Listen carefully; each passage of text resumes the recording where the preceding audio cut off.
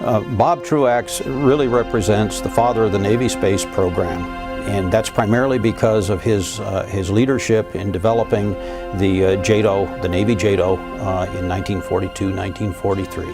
You know, I always admired Truax when I found out that he was a midshipman at one time, that he was very much into rocket technology, because at that time there was only a few sort of weirdos like myself, you know, that were, you know, thinking about rockets and what they could do.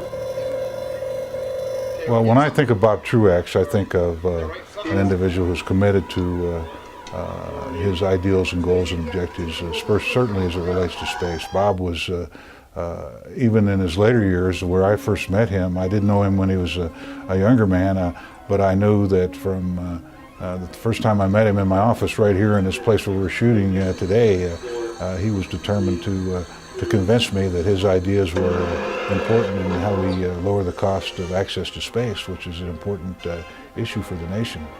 Bob was determined then, and I'm sure he's just determined now to continue to advocate for his thoughts about how we ought to employ technology and getting to space in a cheaper, faster, better kind of way. When I first met Bob, I thought, he's a heck of a nice guy, but this guy's loony as a tune. You know, I mean, launching people into space, you know, there's something wrong there. I mean, NASA's got all the money, and they've got all the technology, they've got all the engineers, they've got all the people they need, you know, to build rockets and launch them and test them and make sure that it's safe, relatively safe, as safe as we can honestly put it. Here's a guy that's going to build it out of scrap parts and then put somebody in it and say, let's launch them. You know, it's a little bit more risky, so you tend to look at this guy as maybe not all the screws are there, you know. But the more I got to talking to him, the more I got to know him, the more I found out this guy is pure genius.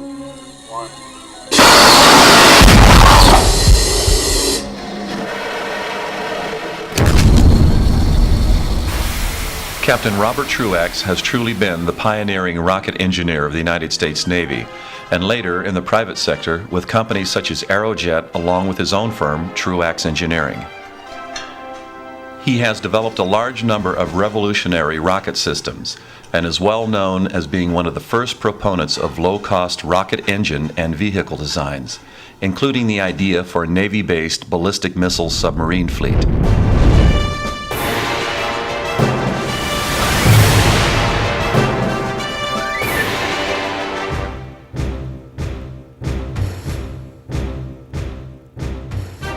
As a teenager, Bob Truax read in various scientific magazines about Robert Goddard's experimentations with liquid-propelled rockets.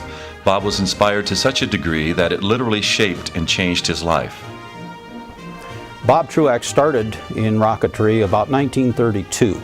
He would have been, I guess, about 15 years old. He'd been very interested in Tesla coils and large AC generating systems, and he'd been trying to build some of those in his dad's garage. But somehow he decided that rocketry might be something that would interest him.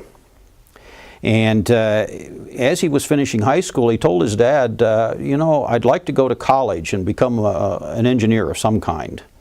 And his dad said, fine. Well, when I was 17 or so, Robert Goddard was probably the most famous man in the world in the field of rockets. And where I wrote him a letter, I recall that, and I got back a reply, which is probably in my effects somewhere. It says, Dear Mr. Truax, you know, I am not prepared to discuss the work I have been doing because it's not finished yet, blah, blah, blah, blah, blah, you know. In other words, what he said is, here's another kid that I got to give the brush to. However, Bob, undeterred and wanting to attend a university where he could further his education in engineering and rocket science, found out that there were military academies where he could essentially get a free college education. So in the mid-1930s Depression era, through his congressman, he was able to get an appointment to go to the U.S. Naval Academy at Annapolis. December 20th, 1937 was when he completed his first liquid propellant rocket engine and really became a rocketeer. He tested that, it worked. The following year, the midshipman went on a cruise And part of that cruise involved a stop in 1938 in England. Well, the British Interplanetary Society had just been formed recently there.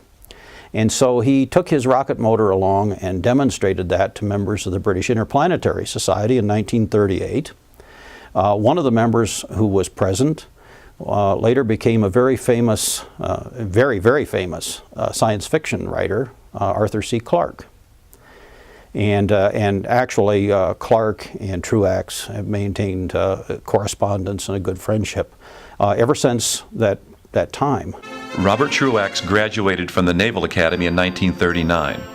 After stints on one of the carriers in the early Enterprise fleet and on a surface warfare destroyer, he returned to the Bureau of Aeronautics at the Naval Academy to continue outlining his rocket design plans.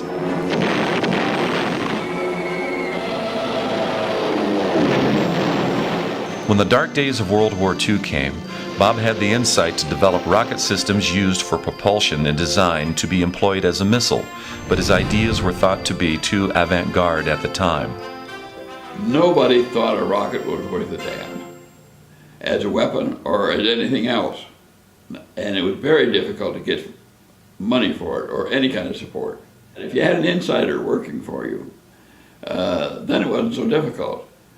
But nobody else knew anything about rockets and nobody thought they were worth anything. What the Navy felt they needed was a booster rocket for their very heavy patrol bomber flying boat planes, called the PBY. The PBY Catalina was, ultimately, what they asked Bob to start working on in the earlier days of the war. That's what they were interested in.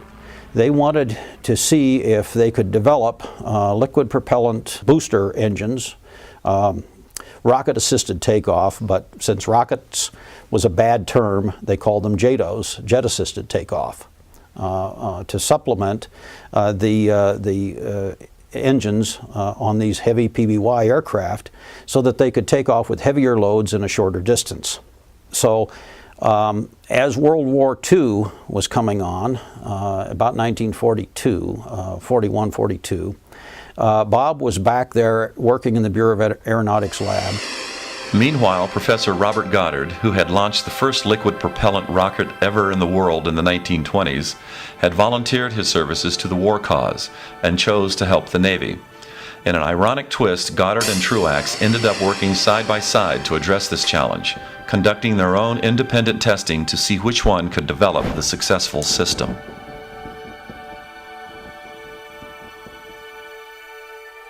Goddard could not be convinced, no matter how much Truax tried to convince him, to give up on liquid oxygen as one of the propellants.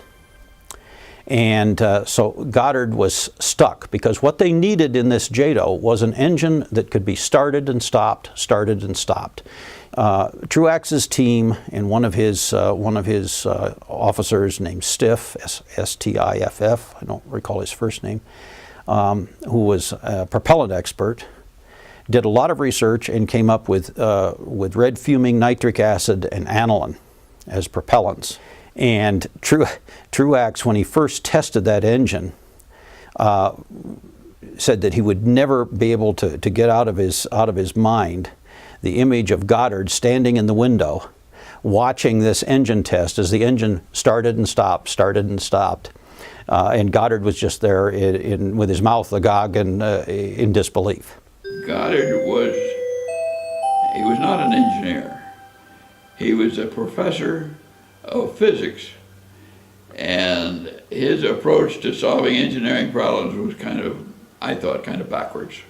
He had, apparently a lot of other people thought the same, and they had encouraged Goddard to get some more engineers on his staff. By the end of the war, Truax developed a remarkable reputation as perhaps the most knowledgeable rocket engineer in the United States, even though he never sought the spotlight. After seeing the destruction caused by Nazi Germany's V-1 and V-2 rockets, only then did the U.S. start to appreciate the value of rocketry.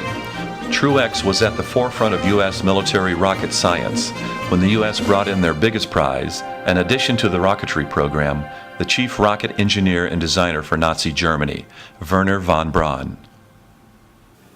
I believe it was the Operation Paperclip that brought von Braun and a lot of other German scientists over to the United States right after the war. And I was the first one to, having any background in rockets, to interview him. And I conducted an interview with him, and he was so glad to run into somebody who could talk rockets that he opened up to me. But the interrogation of von Braun by Truax and a JPL representative and 2 other Navy Reserve people took place at Fort Bliss on the 4th of March, 1946. And they were primarily interested in knowing and hearing from von Braun the specifics of V2 engine development, of different propellant combinations that the Germans had tried, and what von Braun thought of those. Particularly interested in a lot of discussion in that interrogation about the why certain valves, particularly related to turbopumps, were located where they were and what they did. By that time, Germany had lost the war, so he had no reluctance to tell me everything he knew. And I was surprised that he didn't know all that much. They had one objective, to build the A4, as they call it, the V2. And they didn't do a lot of exploring of side avenues, different propellants, you know, and different ways of starting and stopping and things like that. In fact, Truax asked von Braun why he made a rigid structure on the V2. Von Braun would have been able to reduce the weight and made the rocket simpler if he had used a balloon tank structure, to which von Braun had no response. What's significant was that Truax was suggesting that the exterior skin of the rocket could basically be the same as the skin of the fuel tank. In other words, the V2 had an exterior skin, and then it had tanks inside that skin. But what Truax was suggesting was, well, couldn't you reduce the weight considerably and therefore make the rocket go farther with the same amount of propellant if you were using the exterior skin as the tank as well? Why is that significant?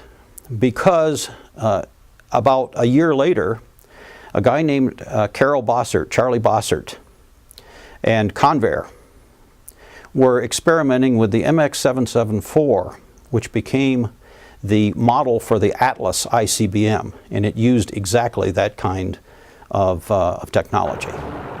Truax continued his experimentations with liquid propellant designs as a naval officer, but was often frustrated at the lack of vision from his superiors.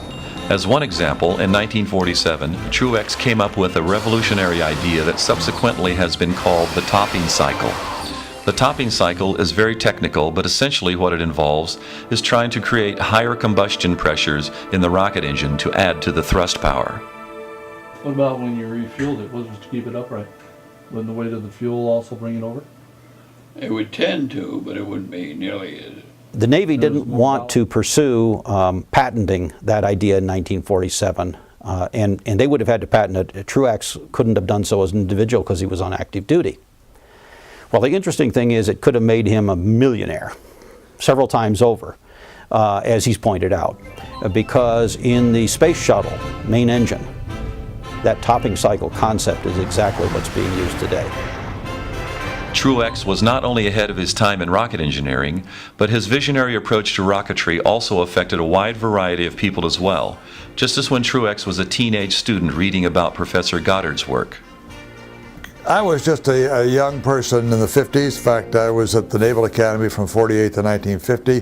This was really the beginning of the confrontation with communism, basically from the Soviet Union. Well, of course, in the 1950s, and just before that, there was the beginning of the Cold War.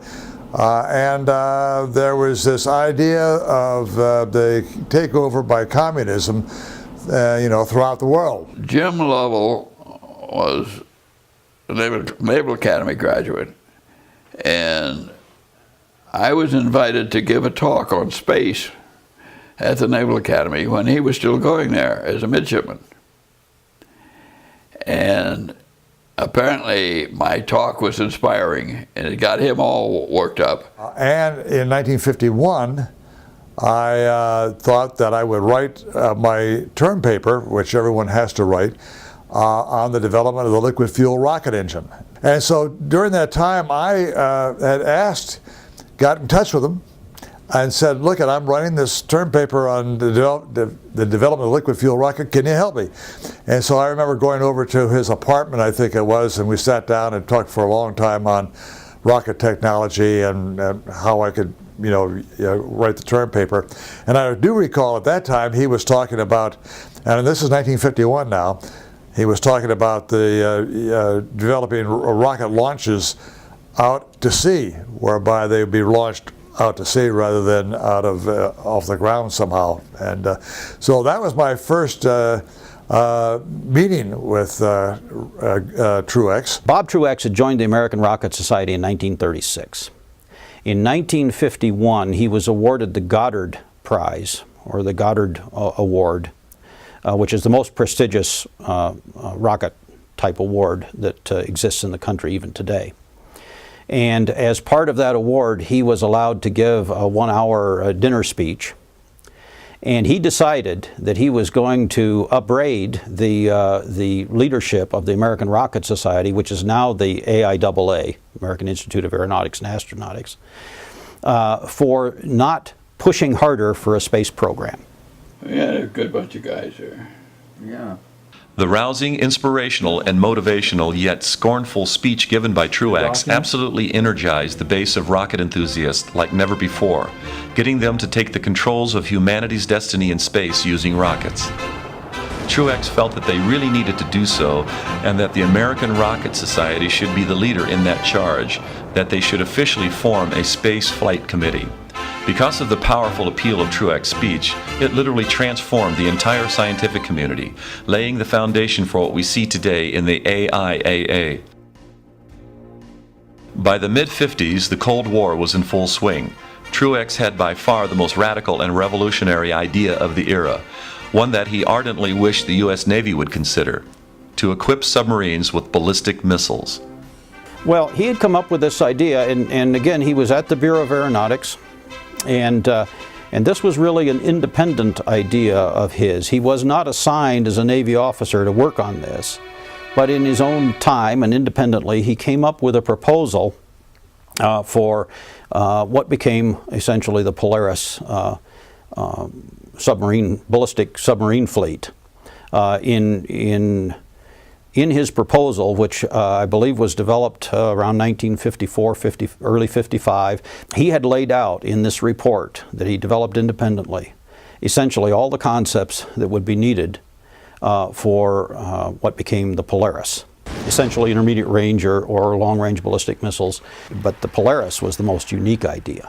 Unfortunately, the idea of a ballistic missile-equipped submarine fleet was too militant and controversial back then, and no one at the Department of the Navy felt that it was a viable concept.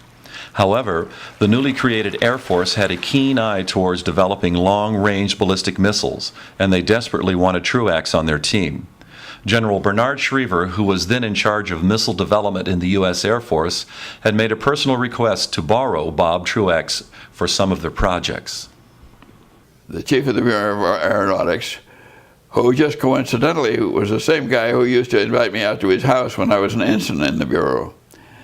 He called me up and he said, "Bob, how would you feel about going to work for the Air Force out in California?" Well, of course, I said I wouldn't like that at all. No, I obviously was, I said, "When do you think the Navy will get interested in ballistic missiles?" And the fellow said, "I don't think we ever will." They didn't think they were any good. And so in those early days when Truax was very much interested in rockets and what they could do, a lot of people scoffed at him. Once Truax hooked up with the Air Force at the Western Development Division in 1955, the big-ticket item at the time was the development of the brand-new Atlas rocket, an intercontinental ballistic missile.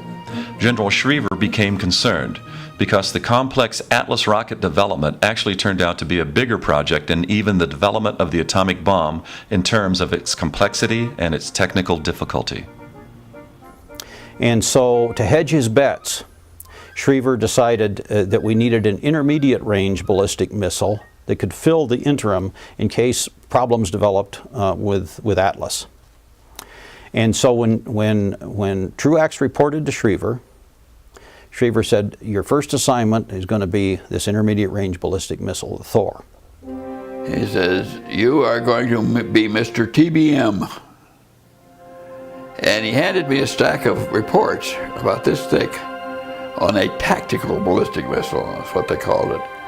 It was a smaller, shorter range ballistic missile than the intercontinental range one. And he says, get whatever help you need. So this was a new project. Nobody else knew about it or cared about it. And I was top dog, and that was fine with me. Bob put together the Thor intermediate range ballistic missile program, and he wrote the request for proposal. He knew the requirements. He knew how important it was to respond to the exact requirements to be able to launch a rocket and later on develop capabilities. And he took that into the early space programs he was involved in.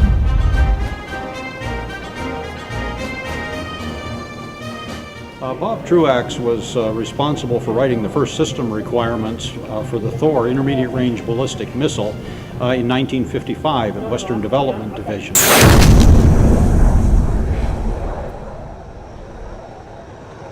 Now, the interesting part about Thor is, in addition to being an intermediate range ballistic missile, Thor became the first stage for NASA's later Delta rocket. And so when you hear that a global positioning system satellite today in 2007 is launched on a Delta II, the first stage of that Delta II is essentially a copy or near derivative of Bob Truax's Thor IRBM. And the Delta II has become the main launch vehicle for the global positioning system satellites, which have essentially become a worldwide, absolutely essential global utility. Vandenberg Air Force Base in California is commonly known as the West Coast military version of Cape Canaveral, where all of the spy satellites are launched, as well as a launch base for ICBMs. Truax and a colleague of his chose that site. In the spring of 1956, the satellite program was far enough along that they needed to look at a place where, from the west coast, they could launch into polar orbit the reconnaissance satellites that would become known as Corona. We went down to Los Angeles Airport, where there is an Air Force unit of some kind, and borrowed an airplane, a B-25. And we went flying up the west coast looking for sites. Now, we were looking for a site from which you could launch a polar rocket that would go over the poles. And they came down to the conclusion that there were really two sites. One was the old Army Camp Cook, and particularly down on part of Camp Cook, there was a Navy tracking station, radar tracking station. And the other was near Santa Cruz. And so Truax worked a deal with Freytag that they'd be able to do Air Force launches from there. Now, this was 9 months before the Air Force decided to acquire the Army's Camp Cook as a missile launch base for ICBMs. The Air Force was so appreciative of Truax and his efforts that they even offered him a commission as a full colonel if he would transfer to the Air Force. But he tactfully refused and ended his career back at the Naval Academy. Ultimately, the Navy warmed up to the idea of a sea-based ballistic missile fleet, and the current-day submarine-based nuclear ballistic missile systems that we see today were born from Bob Truax and his ideas. I think I inspired it because the Navy didn't have anything like it. The Air Force at that time had an intercontinental ballistic missile program going, and the Navy said, we got to have something like that. So they said, all right, we'll call it the Polaris program. Truax retired from active service in 1959 and immediately joined the Aerojet Corporation, where he led their Advanced Development Division. Here he developed and tested his revolutionary ideas for the Sea Dragon, or what he fondly called big dumb boosters. These were supposed to be very large rockets. On such a grand scale, they were larger than the Saturn V rockets of the Apollo era that would be cheap to operate for a variety of reasons, including being launched from the water. All of the testing and experiments were successful, but the project was dropped when NASA downsized in the early 1970s. In 1966, Truax left Aerojet to form his own company, Truax Engineering Incorporated, or TEI, where he continued to develop his work on sea-launched rockets and was one of the first rocket engineers to think about privately putting a man into space. Truax even called the daredevil motorcyclist Evel Knievel to see if he'd want to go up in one of Truax's rockets. Later, Knievel sought the help of Truax to build a very special rocket cycle. Way after I had finished my tour in the space program, and I was in private industry at that time, and I received a call, I think it was from ABC, the network, and they said, would you like to be a moderator to a project that Evel Knievel is going to do in Idaho? And I said, well, tell me more about that. And they said, well, Evel Knievel is going to try to jump the Snake River Canyon. He's going to have some sort of a system going, and it's going to be a rocket-assisted thing. Well, I was still interested in rockets, even had retired from NASA. And so essentially I did. And that's when I found out that Bob Truax was the engineer that I guess Knievel had hired to have him build a rocket-assisted vehicle. And he came to see me. He said, could you build me a rocket that will jump the Snake River? But anyway, I got there, and the network had built a platform, and Bob then told me the night before the engineering aspects of this vehicle,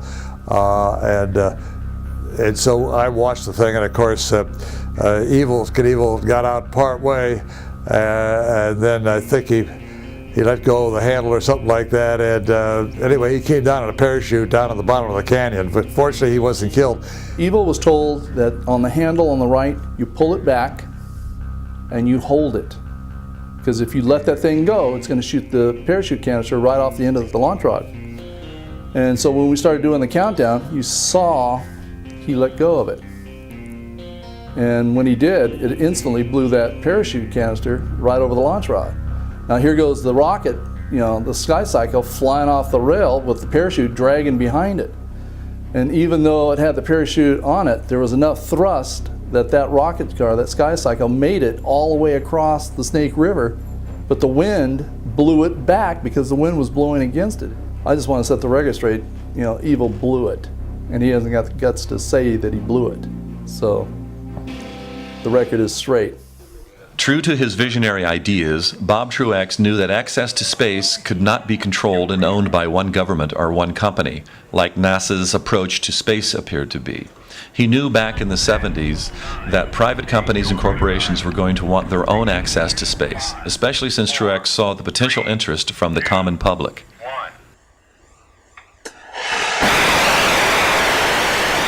I have to admit that I was interested in rockets because they presented a way to go to the moon and beyond. And this guy said, I've got $100,000 and I will put it in. So I said, now maybe that's a way I could get quite a few guys to ride a rocket. If they'll put up the money, I'll build them a rocket and then I'll shoot them up. And if they're still around, I'll shoot. And if the rocket is still in one piece, I'll shoot them again. And if not, well, I'll say next. Around late 1979, we heard that Bob was, we read in the paper that Bob was building a rocket, was going to supposedly launch a private citizen into space. And the government wanted to find out who this Bob guy was first, and to find out if he can launch a human being into space, he could also launch a warhead and maybe blow up Los Angeles or San Diego. So he told me and my captain to go down there and investigate this guy. So we saw the rocket, and we found out that he was as legit as the day is long, and that what he was going to do was actually a benefit to the public. So I was going to quit the agency And so I waited, and I got hired on with Bob as a chase plane pilot. I met Bob Truax around 1980. At that time, he was working on the Vokes rocket, which was an early X Prize attempt. The idea was to launch a single astronaut 100 kilometers, about 60 miles up. I'd sort of heard about Bob before. I didn't know if he was brilliant or crazy. So I was intrigued, and I ended up talking to him, and I found out that he was brilliant. Okay, when I came into the program, the name Volts Rocket, it was a way of saying that NASA builds expensive, complex, sophisticated, spacecraft. We didn't have what they had available. We didn't have the money to back this up, but we felt our pressure-fed rocket was just as reliable. The real unknown is the carbon buildup. And so we said, well, like a Cadillac is a rich man's car, a Volkswagen is the little man's car. So we perceived ourselves as the little man's Rocketeer type of company. We'd sit for hours, and we'd go he'd get all the surplus stuff that's laying around everywhere, and he'd pick this up and tell me the history on it and that and that. And we're going to use it, and we're going to fix this, we're going to put this together and that, and this is the way it's going to work, and this is how it all goes together. And I'm going, okay. And it was really a fun time. He's a great educator. He was a mentor as well as a friend.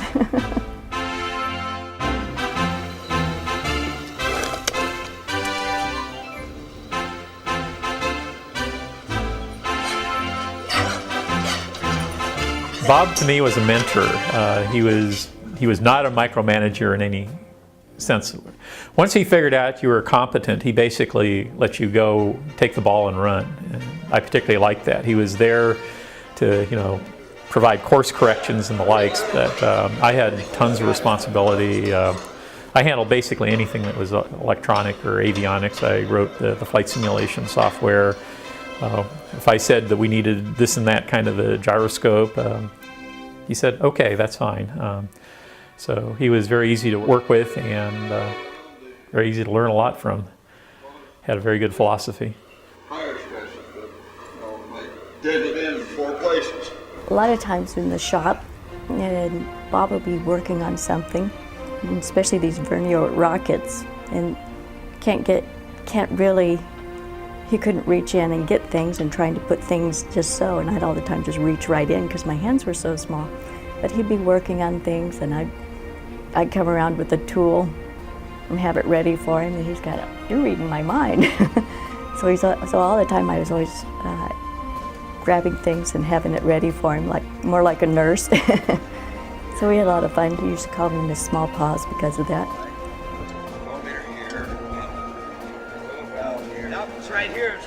The X3 lost funding a month from launch. So we were well ahead of everybody. I mean, nobody ever thought about launching people in space by a private enterprise system. And so now we have people coming out of the woodwork saying they want to do that X Prize contest. And next thing you know is everybody wants to build rockets now using surplus parts. It's a good idea. Nobody thought about the history aspect, or we're trying to accomplish this for anything specific. We were just having fun. It was just a great thing to be involved in, and it was more like going to play rather than going to a job. And we just, it wasn't, no one had thought about history. Not bad for 72. Things just become history. But he has done a lot of amazing things, and the things that he's invented and the things that are in his head to be invented. And a lot of the people that I've met over the past, it's just amazing, a lot of the people that he's been in contact with.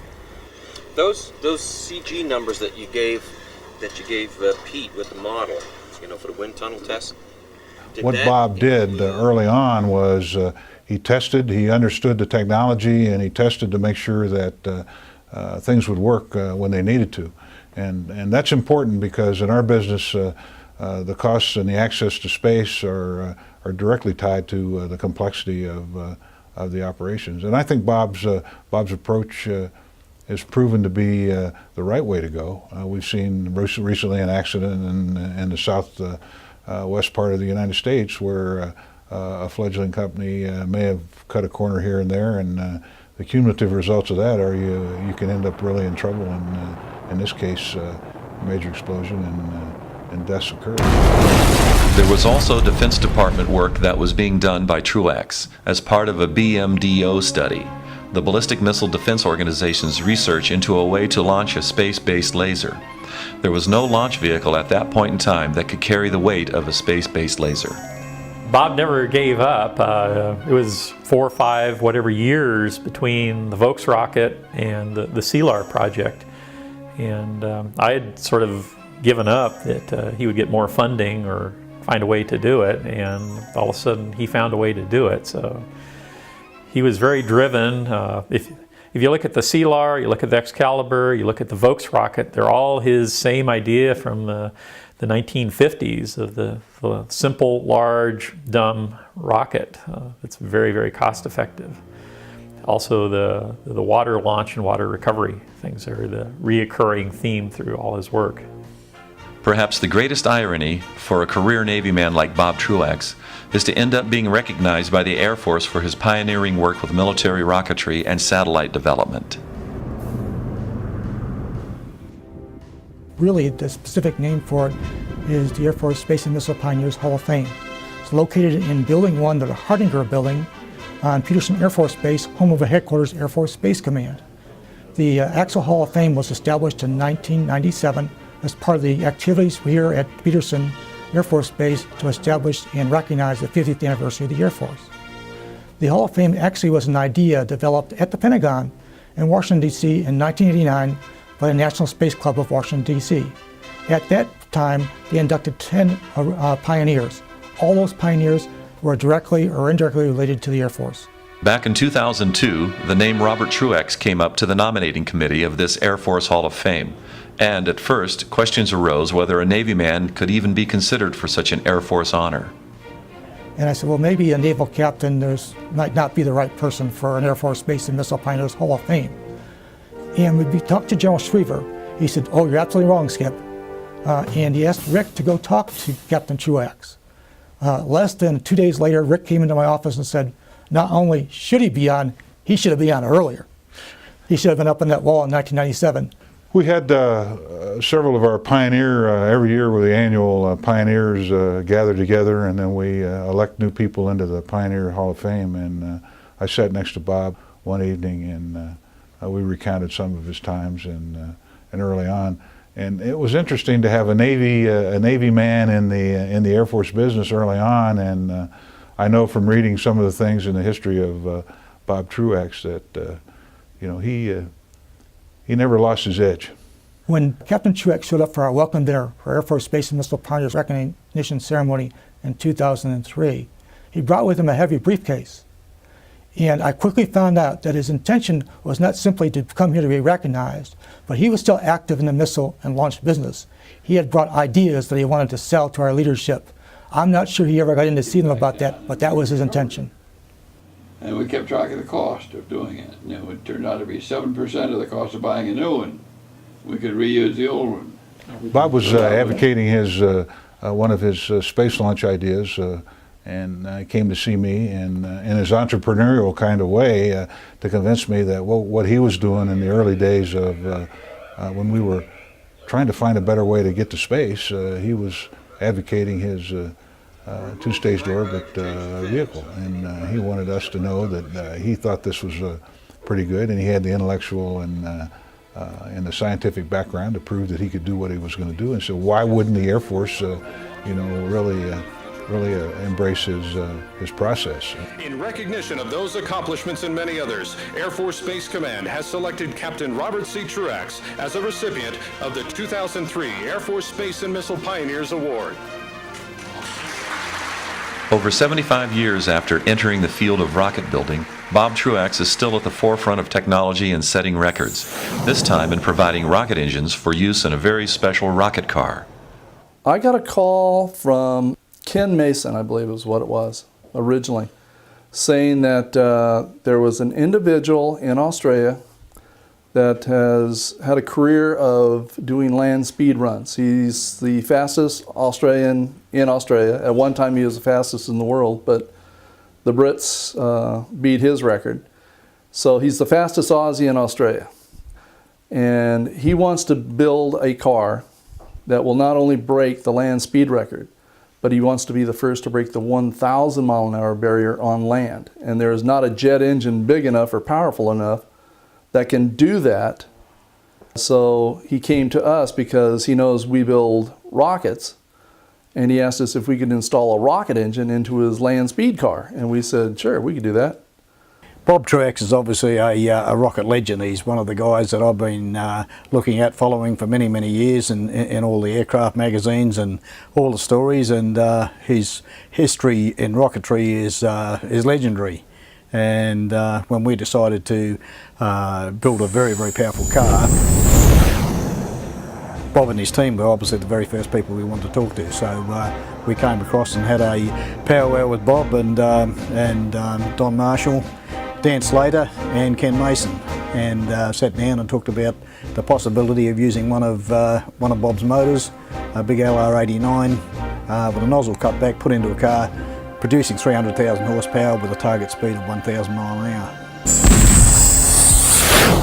The rocket engine that was decided on came from a rocket sled. The actual motor was clocked at going 1,500 miles an hour in a matter of seconds, a very short duration. It was run out at Edwards Air Force Base some time ago. With Truax's help, the Australians ended up securing that engine and are currently in the process of derating it and downgrading its force, bringing down the thrust from 150,000 to 80,000 pounds, which is around 300,000 pounds horsepower. We're over here, we've assembled the best team in the world thanks to Bob Truax and his team. We're putting together a car that's got the potential to exceed 1,000 mile an hour on land, and take the world land speed record beyond the grasp of any other team ever. That to us is the holy grail of land speed racing. So we're very, very excited that we've got Bob Truax behind us.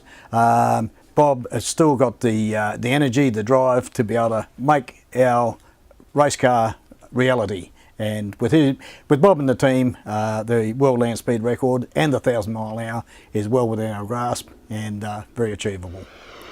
Truax has been a true visionary in rocket engineering, a pioneer in the privatization of space back in those early days. But now, funding priorities seem to be chipping away at America's leadership corps. Well, the government programs are pretty disorganized right now. NASA does not have a clear vision. The government does not have a clear vision. The space shuttle is not doing that well. If you look at 1970, we could put a man on the moon. And in 1990, we could put a man into orbit, and in a few years, we will not be able to even put a man into orbit. We'll have to go to China or Russia to do that. So we keep sliding backwards. We have very poor leadership. I think the best way to get to space is going to be a continued issue for this nation. And Bob's push toward commercialization and privatization of the launch business in ways to help us innovate and create, I think, are going to be key to our future success.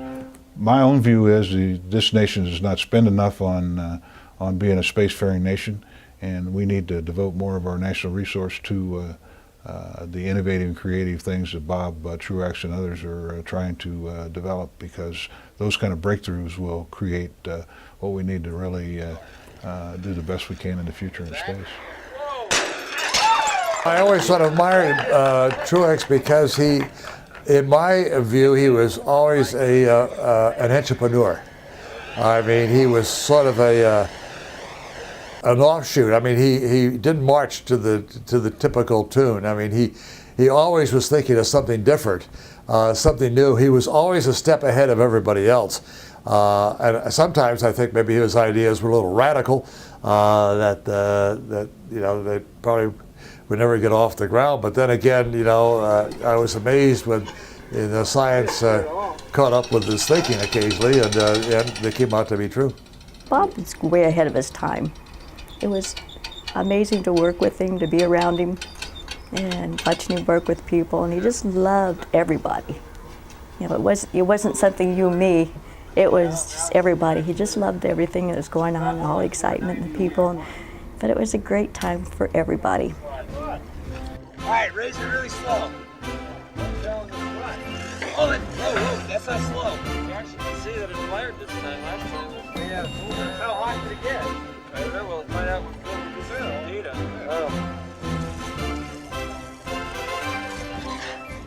Bob was and remains well ahead of his time right now. And if you look in some number of years from now, people will get closer to a lot of his concepts. That's a sounding rocket that will hit. Could you correct if it hit a wave and was like this when it launched? Could it correct?